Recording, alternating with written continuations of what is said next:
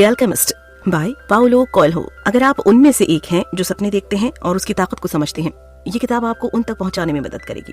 हमारे सपनों की मंजिल तक पहुंचते हुए हमें बहुत मुश्किलें आती हैं। वो हमें क्या सिखाना चाहती हैं? क्या वो हमें आगे बढ़ने के लिए प्रेरित करती हैं? इन सब बातों के जवाब इस किताब में दिल को छू जाने वाली कहानियों के जरिए दिए गए हैं। ये किताब आपको उस कहानी की दुनिया में लेकर जाने की ताकत रखती है, जिससे आपका निश्चय अपने सपनों के लिए और दृढ़ हो जाएगा।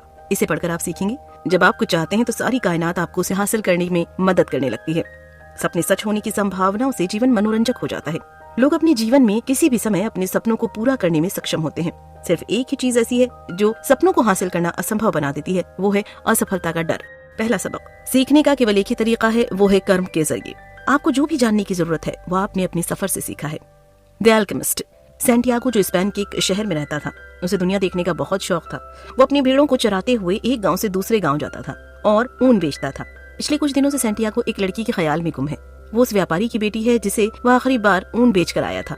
वो एक बार फिर उसके गांव की तरफ जा रहा था। वहां पहुंचने से पहले रात हो जाती है और वो अपनी भेड़ों को खाली चर्च में छोड़कर एक साइकमोर के पेड़ के नीचे सो जाता है। वो ख्वाब में देखता है कि एक बच्चा आकर उसकी भेड़ से खेलने लगता है और उसका हाथ पकड़कर पिरामिड के पास ले जाता है और कहता है, यहाँ पर है तुम्हारा खजाना। और जैसे ही उस खजाने का सही जगह बताने लगता है, उसकी नींद खुल जाती है। यह ख्वाब वो पहले भी देख चुका रहता है। वो इस ख्वाब को पूरा दिन सोचकर बेचैन रहता है। तभी उसे ख्याल आता है कि तरीफा में ख्वाबों की ताबीर करने वाली एक बूढ़ी औरत रहती है और वो वहाँ पहुंचकर उससे मिलने जाता है। दूसरा सबक, जब तुम किसी चीज को पूरे दिल से चाहते हो तो पूरी कायनात तुम्हें उससे मिलाने में लग जाती है। वो अपना ख्वाब उस औरत को बताता है। औरत उससे कहती है कि इस ख्वाब का मतलब मैं तुम्हें तभी बताऊंगी जब तुम इस खजाने का 10वां हिस्सा देने का वादा करोगे। सैंटियागो उत्साहित होकर बात मान लेता है। तब औरत उसे बताती है कि तुम्हारे नसीब में बहुत बड़ा खजाना है जो उसे इजिप्ट के पिरामिड के पास मिलेगा। उसे वहाँ जाना चाहिए। वो लड़का सोचता है कि औरत उसे बेवकूफ बना रही है और ऐसा कोई खजाना नहीं है, और वो वहाँ से निकलकर बाजार में एक किताब खरीदने के लिए जाता है। वहाँ उसे एक बूढ़ा आदमी उसके पास आता है और उससे बात करने लगता है। तभी बूढ़ा आदमी कहता है कि मैं तुम्हें उस खजाने तक पहुँचा सकता हूँ।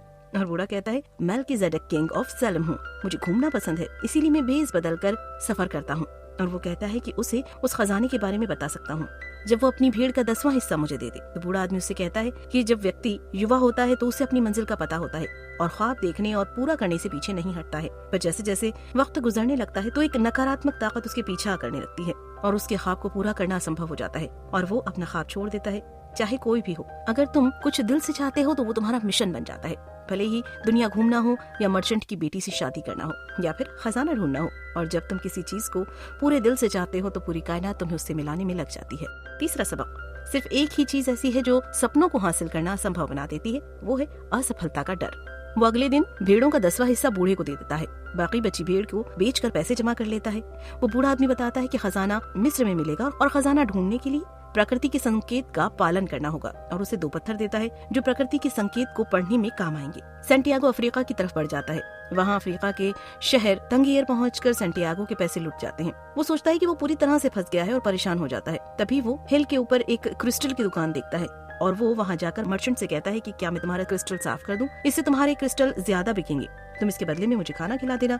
वो मर्चेंट मान जाता है और खाना खिलाने के बाद दुकान में काम करने के लिए कहता है। तो सैंटियागो भी मान जाता है। कुछ साल के बाद वो बहुत सारा पैसा कमा लेता है और अब वो सोचता है कि इतने पैसों से तो बहुत सारी भेड़ फिर से खरीदे जा सकते हैं और वापस अपने देश चला जाएगा। फिर उसे उस बूढ़े आदमी की बात याद आती है और वो फिर मिस्र जाने वाले कारवां में शामिल हो जाता है, जहाँ उसे इंग्लिशमैन से मुलाकात होती है जो वहाँ एक अल्केमिस्ट की तलाश कर रहा होता है। वो अल्केमिस्ट 200 साल की उम्र का होता है और तांबे को सोने में परिवर्तित कर सकता है। जब वो लोग अल्केमिस्ट के गांव पहुंचते हैं तभी कबीलों में जंग शुरू हो जाती है और सैंटियागो वहां रुककर अल्केमिस्ट को ढूंढने में इंग्लिशमैन की मदद करता है। इसी दौरान उसकी मुलाकात फातिमा से होती है और देखते ही देखते प्यार हो जाता है। फातिमा उसे अल्केमिस्ट का पता बता देती है, लेकिन फिर सैंटियागो बार बार फातिमा से मिलने जाने लगता है। सैंटियागो रेगिस्तान में रहकर वहाँ की भाषा को समझने लगता है। चौथा सबक, सच्चा प्यार कभी ख्वाबों को पूरा करने से नहीं रोकता। जब हम प्रेम करते हैं तो हम हमेशा पहले से बेहतर होने की कोशिश करते हैं, और जब हम बेहतर होने का प्रयास करते हैं तो हमारे आसपास की चीजें भी बेहतर हो जाती हैं। एक दिन वो 2 बाजों को आपस में लड़ते हुए देखता है। उसे लगता है कि आर्मी गांव पर हमला करने वाली है। वो वहां जाकर वहां के राजा को बताता है कि वो राजा अपने आर्मी को युद्ध करने के लिए तैयार कर लेता है और सैंटियागो से कहता है कि अगर तुम्हारी बात गलत हुई तो मैं तुम्हारी हत्या कर दूंगा। अगले दिन सही में आर्मी उस गांव पर हमला कर देती है, पर तैयारी होने की वजह से गांव वाले युद्ध जीत जाते हैं और राजा सैंटियागो को 50 सोने के सिक्के देते हैं और गांव का परामर्शदाता बना देते हैं। सैंटियागो सोचता है कि वो अब फातिमा से शादी करके इस गांव में पूरा जीवन रह सकता है। ये बात वो जाकर फातिमा को बताता है। तभी फातिमा कहती है कि वो रेगिस्तान की महिला है जिससे अपने पति की प्रतीक्षा करने की आदत है। सच्चा प्यार कभी ख्वाबों को पूरा करने से नहीं रोकता, इसीलिए उसे अपना ख्वाब पूरा करने जाना चाहिए। उसी दिन अल्केमिस्ट सैंटियागो से मिलता है जो उसे समझाता है और अपने साथ खजाना ढूंढने ले जाता है। कुछ दिन रेगिस्तान में सफर करने के बाद कबीले वाले जासूसी के इल्जाम में उसे पकड़ लेते हैं। अल्केमिस्ट कबीले के राजा को कहता है कि उसे जंगल के बारे में कुछ नहीं पता, वो बस शिकार करने के लिए निकले हैं और ये लड़का बहुत बड़ा अल्केमिस्ट है जो 3 दिन में अपने आप को हवा में बदल सकता है। और वो सैंटियागो का सोना भी उस कबीले के राजा को दे देता है। फिर कबीले के राजा हंसते हुए कहता है कि तुम मुझे पागल समझ रहे हो, अगर ये लड़का ऐसा नहीं कर पाया तो मैं तुम दोनों की हत्या करा दूंगा। सैंटियागो बहुत डर जाता है और अल्केमिस्ट से कहता है कि तुमने तो फंसा दिया मुझे और ऐसा करना तो असंभव है। अल्केमिस्ट कहता है कि तुम मौत और नाकामी के डर को अपने अंदर से निकाल दो और रेगिस्तान की भाषा पर ध्यान लगाओ, ये तुम आसानी से कर सकते हो। 3 दिन बाद सैंटियागो रेत की ऊंची टीले पर जाकर रेगिस्तान, धूप और हवा से ब्रह्मांड की भाषा में बात करता है और तूफान लाने में सफल हो जाता है। ये देखकर कबीले वाले डर के दोनों को छोड़ देते हैं। 5वां सबक, सपने सच होने की संभावनाओं से जीवन मनोरंजक हो जाता है। कुछ दिन और रेगिस्तान के सफर करके दोनों एक सन्यासी के पास पहुंचते हैं। सन्यासी के घर में अल्केमिस्ट तांबा को सोने में परिवर्तित करके 4 सिक्के तैयार करता है। उसमें से एक सिक्का अपने पास रखता है और एक सैंटियागो को तथा 2 सिक्के सन्यासी को दे देता है, जिसमें से एक सिक्का सन्यासी के लिए और दूसरा सैंटियागो को देने के लिए जब वो पिरामिड से वापस आ जाए। अल्केमिस्ट वहाँ से वापस चला जाता है और सैंटियागो पिरामिड की तरफ आगे बढ़ जाता है। वहाँ पहुंचकर सैंटियागो खुदाई शुरू कर देता है। कुछ समय के बाद वहाँ कुछ लोग आ जाते हैं और उससे सोने का सिक्का ले लेते हैं। उन लोगों को लगता है कि इस लड़के ने खोद कर ये सोने के सिक्के निकाले हैं और वो लोग सैंटियागो को मारते हैं और अधिक खुदाई करने के लिए कहते हैं। सैंटियागो थक कर अपने ख्वाबों के बारे में बता देता है। उनमें से एक व्यक्ति हंसने लगता है और कहता है कि ऐसा ख्वाब मुझे भी आया था, जिसे मैंने देखा था कि स्पेन के एक टूटे चर्च में साइकामोर पेड़ है जहाँ चरवाहे अपनी भेड़ों के साथ सोया करते हैं, जिसके नीचे खजाना छुपा हुआ है। लेकिन मैं इतना बेवकूफ नहीं कि मैं वहाँ जाकर खुदाई करूँ। और अपने साथियों से कहता है कि इसे छोड़ दो, ये तो पागल है। वो लोग वहाँ से चले जाते हैं। सैंटियागो उन लोगों के जाने के बाद खुशी से हंसने लगता है, क्योंकि उसे अब समझ में आ गया है कि खजाना तो स्पेन के उसी चर्च में है जहाँ वो सोया हुआ था। और वो अपने देश वापस आ जाता है। चर्च पहुँचता है जहाँ साइकामोर पेड़ है। साइकामोर मिस्र का प्रतीक है, इसीलिए ख्वाब में मिस्र आया था। सैंटियागो खजाना निकाल लेता है और वादे के हिसाब से 10वां हिस्सा उसी बूढ़ी औरत को दे देता है जिससे वादा किया था। और फिर वो वापस रेगिस्तान चला जाता है जहाँ फातिमा उसका इंतजार कर रही होती है। कुल मिलाकर ये कहानी यही समझाना चाहती है कि हम क्या चाहते हैं हम जानते हैं और उसे पाने के लिए हमें पूरी शिद्दत से लग जाना चाहिए। ये ब्रह्मांड, प्रकृति, लोग सब हमारी मदद करते हैं। ये हमें इशारों में रास्ता दिखाते हैं।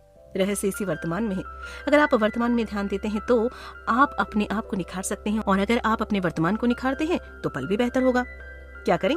अपने दिल को समझाइए कि तकलीफ का डर तकलीफ से भी ज्यादा डरावना होता है, और कोई भी हृदय अपने सपनों की तलाश करने में कभी पीड़ित नहीं हुआ है। और अगर आपको तकलीफ हो रही है तो समझिए कि अभी आप अपने सपनों की ओर सही दिशा में पूरे जज्बे के साथ नहीं बढ़ रहे हैं। एक बात जो समझ में रखने वाली है कि संयोग जैसी कोई चीज होती नहीं है। सोचिए अगर सैंटियागो भी यही सोच लेता कि अगर उसका संयोग खजाने को पाने का होगा तो वो खुद उसके पास आ जाएगा, और शायद वो कभी अमीर न बन पाता। इसीलिए संयोग जैसा कुछ नहीं होता। हर चीज के लिए पूरी मेहनत करने के साथ साथ कोशिश करना भी जरूरी है। हर व्यक्ति के पास दूसरों को कैसे जीना है इस बात का पूरा स्पष्ट अनुमान होता है, लेकिन अपनी जिंदगी जीने का नहीं। अगर हर व्यक्ति सिर्फ अपने जीवन पर ध्यान देने लगे तो कोई परेशानी नहीं होगी और सभी लोग अपने जीवन को बेहतर बना सकेंगे। अपने जीवन में इन बातों को अपनाइए और बस आगे बढ़ते जाइए, क्योंकि जिंदगी एक ही है और बहुत खूबसूरत है। तो चलिए साथ मिलकर अपनी और सबकी जिंदगी खूबसूरत बनाते हैं।